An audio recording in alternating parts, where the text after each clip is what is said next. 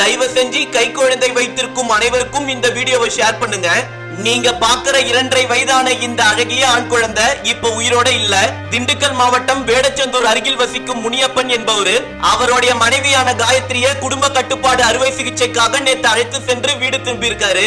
இந்த நிலையில தான் இன்னைக்கு முனியப்பன் என்பவர் வேலைக்கு சென்ற பிறகு இவருடைய மனைவியான காயத்ரியோட கண்காணிப்புல இவர்களுடைய பெண் குழந்தையும் ஆண் குழந்தையும் இருந்திருக்காங்க. இந்த நிலையில தான் 2.5 வயதான துரைப்பாண்டி என்னும் சிறுவன் வீட்டில் இருந்த தண்ணீர் நிறைந்த பக்கெட்ல விளையாடி இருக்காரு. அப்படி விளையாடி கொண்டு இருக்கும் போது அந்த தண்ணீர் நிறைந்த பக்கெட்ல தலைக்குப்புற விழுந்து மூச்சு திணறி பரிதாபமா உயிரிழந்திருக்கு இந்த குழந்தை. நேத்து தான் குடும்ப கட்டுப்பாடு அறுவை சிகிச்சை செய்த நிலையில இன்னைக்கு இந்த தம்பதியினருடைய குழந்தை உயிரிழந்திருக்கு. அதனால தயவு செஞ்சு குழந்தைகள் நடமாடும் இடத்துல இதே போல ஆபத்து விளைவிக்கும் பொருட்களை வைக்காதீங்க.